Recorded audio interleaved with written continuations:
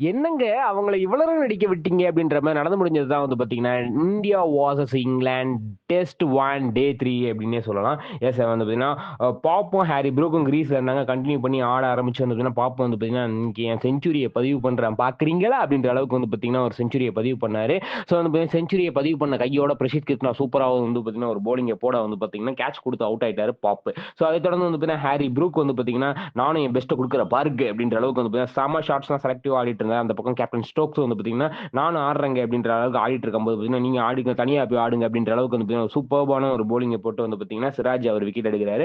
அதுக்கப்புறம் அந்த ஸ்மித்தும் அவர் பங்குக்கு வந்து பார்த்தீங்கன்னா, ஒரு நல்லாவே ஸ்கோர் அடிச்சிட்டு இருக்கும்போது, அந்த பக்கம் ஹாரி ப்ரூக் 99 ரன் இருக்கும்போது பார்த்தீங்கன்னா, பிரசித் கிருஷ்ணா பால்ல வந்து பார்த்தீங்கன்னா, செம்மையா செலக்டிவா அந்த ஃபீல்டர் ஷாகுல் தாக்கர் இப்படி தள்ளி வந்து நில்லு அப்படின்ற மாரி வந்து பார்த்தீங்கன்னா, நிக்க வச்சு வந்து பார்த்தீங்கன்னா, விக்கெட் எடுத்தாங்கன்னே சொல்லலாம்.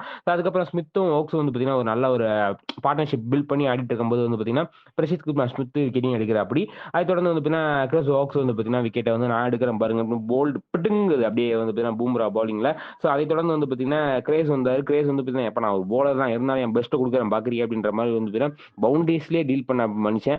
ஸோ அவர் விக்கெட் வந்து பார்த்தீங்கன்னா, சிராஜ் வந்து பார்த்தீங்கன்னா, செமையா வந்து பார்த்தீங்கன்னா 3 ஸ்டம்பே காட்டுறீங்க இருங்க நான் விக்கெட் எடுக்கிறேன் பாருங்க அப்படின்ற அளவுக்கு வந்து பார்த்தீங்கன்னா, விக்கெட் எடுத்து விட்டாப்படி. ஸோ அதுக்கப்புறம் வந்து பார்த்தீங்கன்னா, அதுக்கப்புறம் பவுலிங் தானே எல்லாரும் விக்கெட் நாங்க எடுக்கிறோம் அப்படின்ற மாரி பூம்ரா வந்து அடுத்த விக்கெட்டையும் எடுக்க 5 விக்கெட் ஹாலா வந்து பார்த்தீங்கன்னா, பூம்ரா ஆகுறாரு. ஸோ வந்து பார்த்தீங்கன்னா, பெஸ்ட் பவுலிங் பை பூம்ராவான்னு கேட்டீங்கன்னா, இல்ல கொஞ்சம் எக்ஸ்பென்சிவா தான் இருந்தாரு. ஆனா மத்தவங்கள கம்பேர் பண்ணும்போது கிடையாது. பிரசித் கிருஷ்ணா ஒரு 3 விக்கெட், சிராஜ் ஒரு 2 விக்கெட்ன்னு வந்து பார்த்தீங்கன்னா, ஓவராலா 465 ரன்னுக்கு வந்து பார்த்தீங்கன்னா, மொத்த விக்கெட்டையும் இழக்குறாங்க இங்கிலாந்து டீம். ஸோ வெறும் 6 ரன்கள் தான் வந்து பார்த்தீங்கன்னா, இந்தியன் டீம் லீடோட வந்து பார்த்தீங்கன்னா, செகண்ட் இன்னிங்ஸ் ஆரம்பிக்கிறாங்க.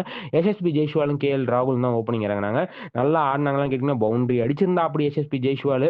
அதோட வந்து பார்த்தீங்கன்னா, நான் விக்கெட் எடுக்கிறேன் பார்க்குறியா அப்படின்ற மாரி வந்து பார்த்தீங்கன்னா, இங்கிலாந்து டீம் வந்து அவர் விக்கெட் எடுத்து விட்டாங்க. 4 ரன்னுக்கு வந்து பார்த்தீங்கன்னா, எஸ்எஸ்பி ஜெய்ஸ்வால் காலி.